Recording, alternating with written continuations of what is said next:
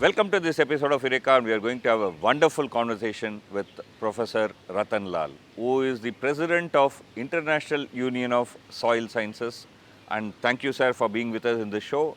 We'll take a quick look at his brief profile and continue this conversation. Keep watching Eureka.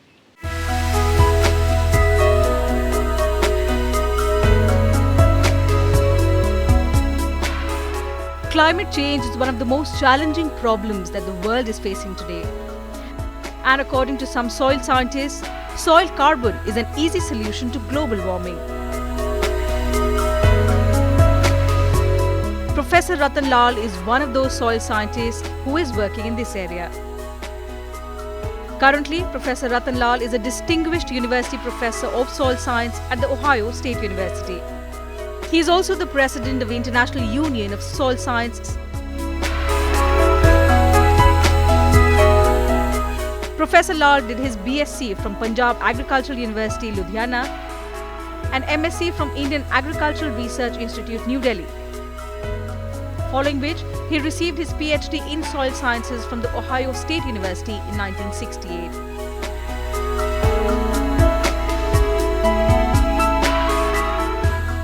His research topics and spheres of activities go far beyond soil science. Of global importance are Lal's seminal and often cited publications on the potential for carbon storage in soils connected with global change and food security. He also did extensive work in sustainable and integrated management of soil and water resources.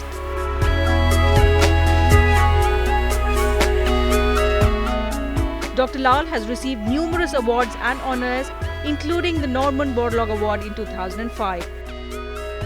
He is also listed in the Thomson Reuters list of the world's most influential scientific minds 2014 and among the most cited scientists from the last 4 years.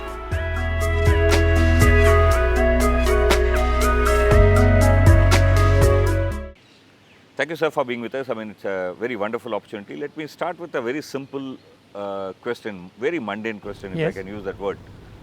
Soil doesn't seem to be something that you need to study.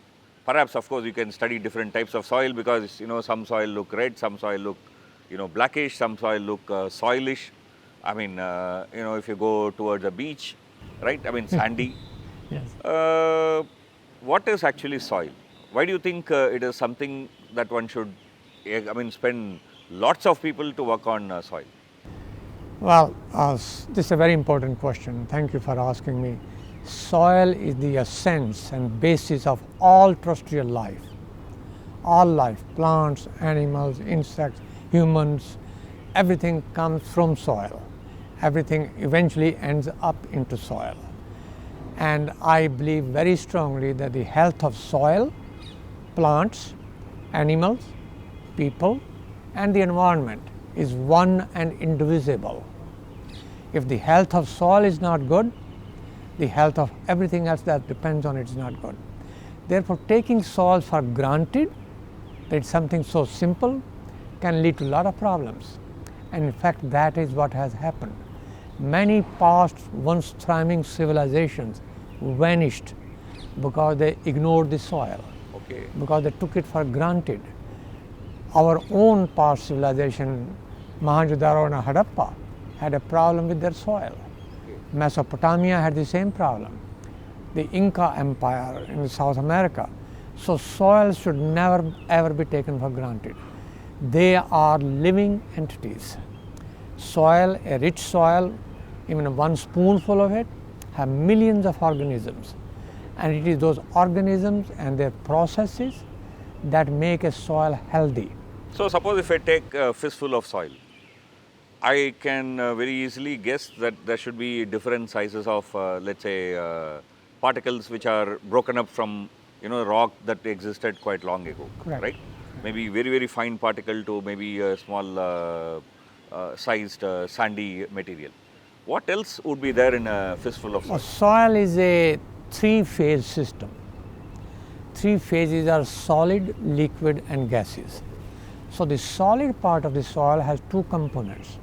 Inorganic, that you just described, sand, silt, and clay, which have been found over billions of years, millions of years in many cases, And then solid part also is organic matter.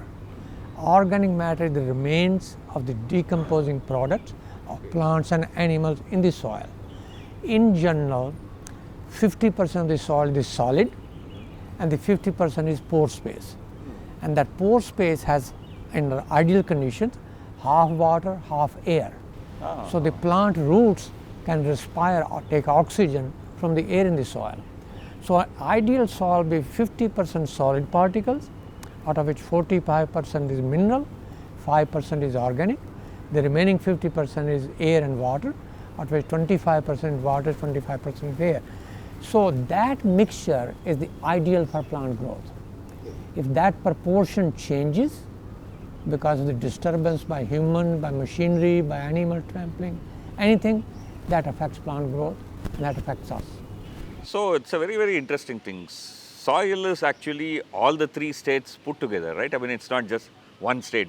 We all think that it's just solid, but unseen there is gas and water inside it. I mean, liquid, not just water, maybe other kinds of liquids also inside it, which we don't actually see, but then which is very essential for plants and other organisms which depend on soil to grow.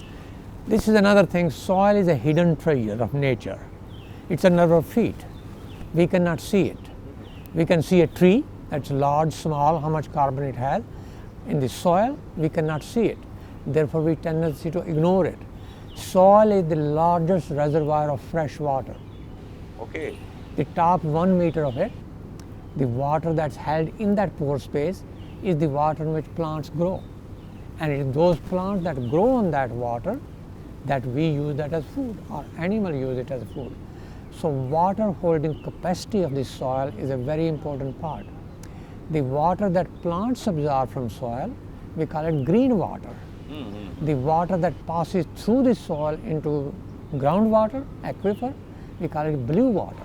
Okay. The water that is contaminated by human use, we call it grey water or black water. So for my profession, my goal is to increase the green water and minimize the blue water and grey water, or even try to alter the grey and black water contaminated by human into green water. That's very, very Also, that solution you mentioned has plant nutrients in it: nitrogen, phosphorus, potassium, about 17 elements which are essential for plant growth. Most of these nutrients are also essential for our growth and development.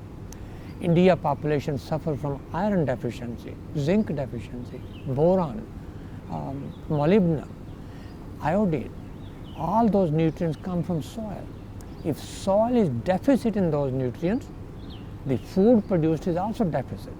Therefore, human and animal who consume that food also suffer from that. So the health of the soil in some sense have a great impact on health of us. Exactly. The President Roosevelt of the United States made a statement, at that time US being a farming community, that the nation that destroys its soil destroys itself, because the soil is the foundation, the engine of economic development. And when we take it for granted, as we have unfortunately done in India, we suffer the consequences. Very, very important point. We should not take for granted the soil which nurtures us, which allow us to survive. We'll take a very short break. Keep watching Eureka. We'll come back and continue this conversation. Sir, thank you. I mean, before the break, we talked about the importance of soil, and soil is not just simple. In fact, it's not something that we can ignore. It has a lot of complexities that we need to study it in detail. Let's come to the soil sciences part. I mean, you are president of an International Union of Soil Sciences. So, what are the kinds of questions people like you ask about soil? One of the most important part to realize is the functions of soil. Soil has numerous functions. We call them ecosystem services. For example, soil has a provisional services. It provides us food. It provides us fresh water. It's a reservoir of germplasm. It's a storehouse of microorganisms. People do not know that 95% of the antibiotics that are taken by humans and their animals come from microorganisms in the soil. Okay. All of that. So if a soil microbial population is destroyed by management, understand that our health products which come from there are also destroyed. Or in threat. Are also destroyed. That's another part. The second functional part is soil is a buffer against climate change. We are talking about climate change issue. If the carbon dioxide concentration in the atmosphere is increasing, in fact it is right now about 410 parts per million. So if we were to reduce that concentration, where will we put it? We'll put from the plants take it out from the atmosphere, and we put the plant back into the soil. So soil is a buffer against climate change. Soil is also a buffer against drought. India suffers from drought, flood syndrome. Even Cherrapunji, with the highest rainfall of the world, when 2 months it doesn't rain, it suffers from drought because the soil has to store water for future use. So water storage is another part. Biodiversity. Soil is the largest reservoir of microorganisms. You know, Hinduism says we have 8.4 lakh of life forms. Most of them are in soil. So soil is something our scriptures, Upanishad for example. Upanishad says, Kshati, Jal, Pavak, Gagan, Samira, Panch Tattva Abhana Sarira. Soil is a major constituent even of our body. And therefore, any of those 5 tattva, water, air, ether, soil, if we ruin them, if we destroy them, essentially we are destroying our body. This part, whether you are a Hindu, whether you are Christian, whether you are Buddhist, whether you are Muslim, all scriptures say the same thing. We must really go back to our roots, our scriptures, and we should follow them very perfectly. So these are major provisions that soil does for our life, and we need to study how they provide it and how to optimize them. How to Optimize them. And if we misuse the soil, we destroy its capacity to provide those services. Can you give us some examples of how, knowingly or unknowingly, we are abusing the soil? Very good question. I think our audience need to know that. I mentioned soil has organic components and inorganic components. For plant growth to be healthy, soil should have about 2% by weight organic component. Most soils of India, Punjab, Haryana, Western UP, Rajasthan, have soil organic carbon content of 0.1%. 0.1%. While it should be 2%. Oh. Therefore, soil's capacity to hold nutrients, to denature pollutants, to hold water has been depleted, destroyed. And how it has been depleted? When we harvest a crop, we burn the crop residue. You know, in November, rice straw burning, causing a lot of smoke problem here. That also destroys that soil organic matter. Because it also burns the organic matter. It burns up the organic matter. And then soil erosion happens. It takes away the organic matter with it. High soil temperature decomposes it. We take away the crop residue. We feed it to the cattle. We take the cow dung, we burn it for cooking. Soil does not get that organic matter. If the soil does not have the organic matter, its concentration drops, depletes. That's why it's less than 0.1%, 0.05%. So when you put fertilizer, their efficiency is very low, like 20%, 30%. Remaining fertilizers go into the groundwater or into the atmosphere, causing pollution, causing health problems. So that ratio of organic, inorganic management is the science. How much carbon should we put back in the soil so that that ratio of 2% is never less than that? I was told that Al Gore, who in popular imagination put the global warming into the larger public arena, called you when he wanted to write about soil sciences, right? Can you share our... I had a great privilege of receiving a phone call in my office from Vice President Al Gore. At that time he was writing a book called Our Choice. It's a very good book. It has different chapters, one on soil, one on cities, one on forest, one on water management. And the one he was writing on soil, I had the honor to talk to him. He had a series of questions like you are asking. How can soil functionality be improved? Can soil be a solution to climate change? In fact, one of the questions was, how can we remove flood drought syndrome in the area of Indo-Gangetic Plain? Okay. During the flood part, we have a havoc, and then come the dry season, we have no water. And the question really is, how do we manage our soil resources so that soil can buffer these sudden extreme events? So it was really a great honor to have a dialogue with him, and in that chapter, he quotes what I discussed with him many times. Okay. So it's a really great honor. I have another association, 2007, Mr. Gore got Nobel Prize. That Nobel Prize was shared with the Intergovernmental Panel of Climate Change, and I was member of that panel. It's a Very very interesting. But it's a privilege to know people like him. Yeah. So let me take the question that Al Gore asked in that book, and then maybe you gave a reply to our audience. I also would you, in a very short way, tell us, can soil and soil science play an important part in climate change? Absolutely. The climate change problem cannot be solved without considering soil as a part of it. Soils of the world to 1 meter depth contain 1500 gigaton of organic carbon. 1500 gigaton. Gigaton is billion tons. 1500. Atmosphere contains at the moment about 800. The plants, all the trees, all the vegetation, all the shrubs, about 620. So soil has more carbon than plants and the atmosphere combined together.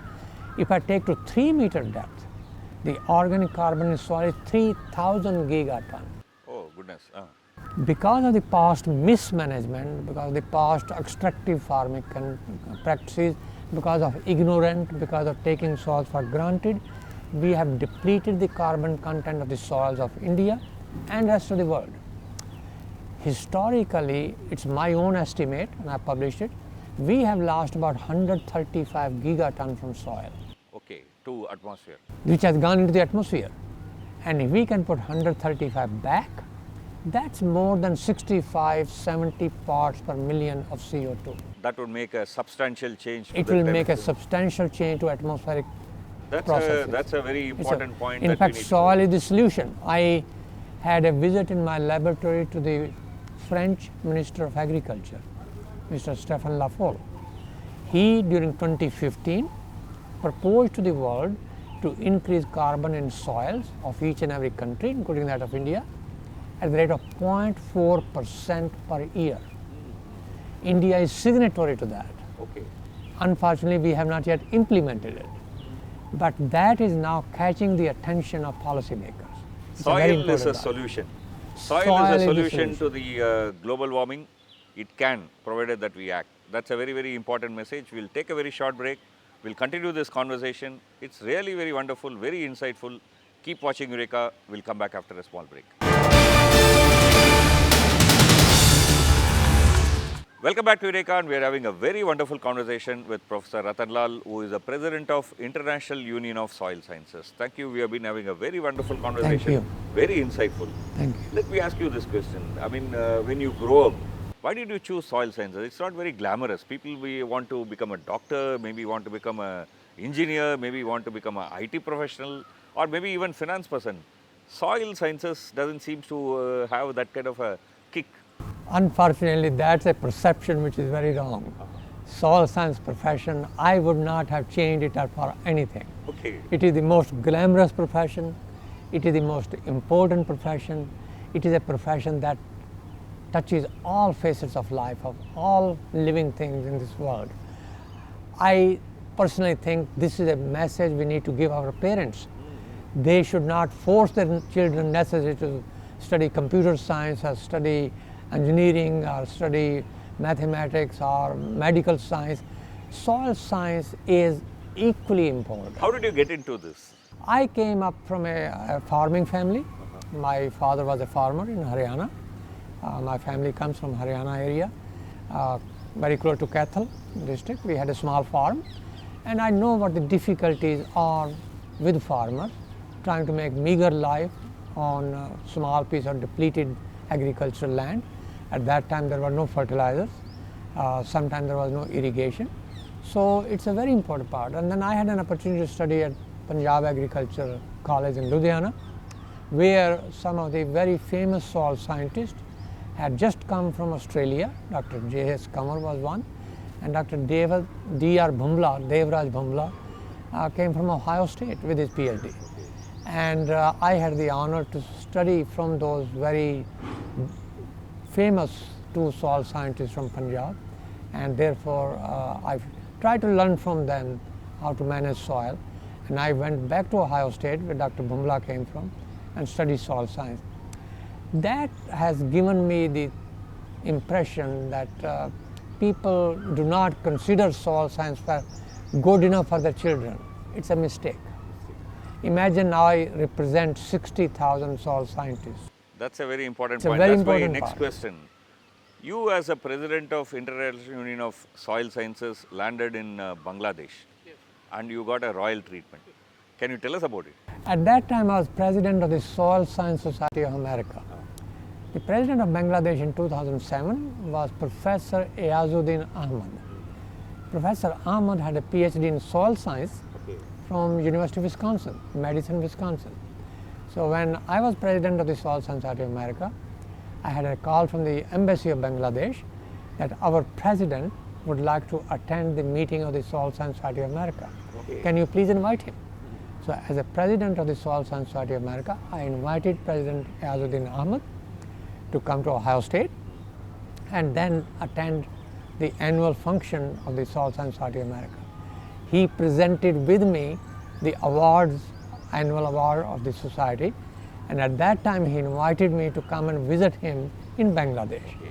I visited, had the honor to have a dinner at his residence along with several of my other colleagues from the Soil Science Society of America, and we really had a royal reception because he, in his humble way and very kind way, insisted that he see us off at the gate of the Banga Bhavan.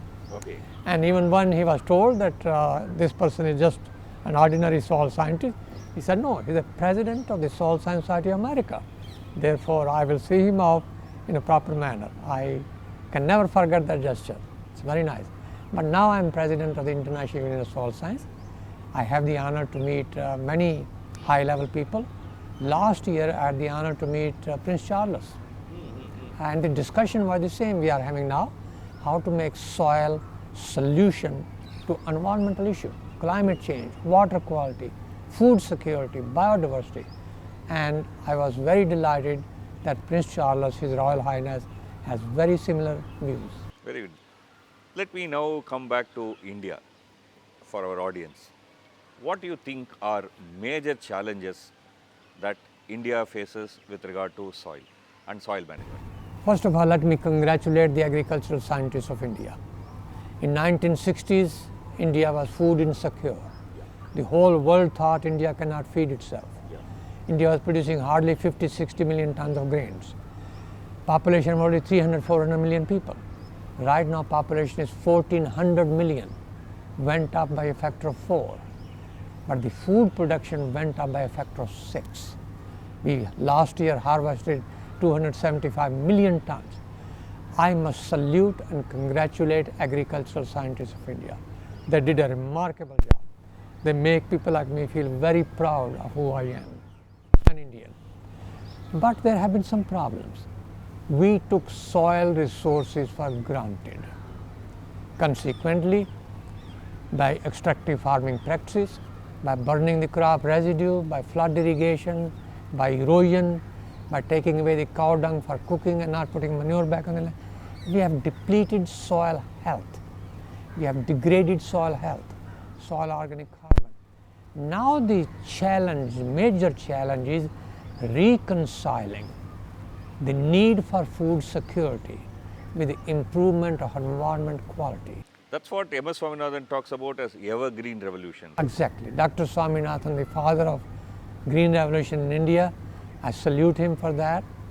And his message that we need to have evergreen revolution, but the evergreen revolution has to be soil centric.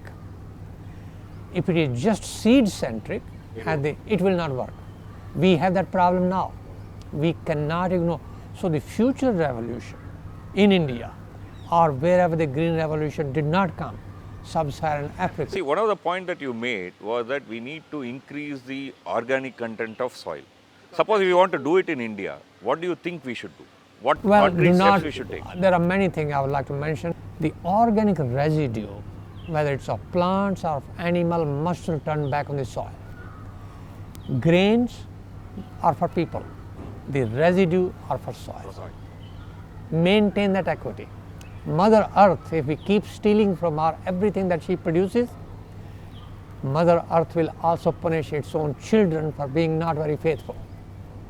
It punishes them by causing pollution of water, by causing pollution of air, by producing food which is not nutrient sensitive.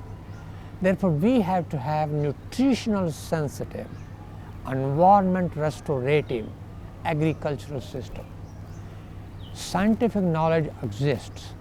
What needs to be done with communication through media such as yours, talk to policymakers to translate the existing knowledge of science into action. It's the action that's needed.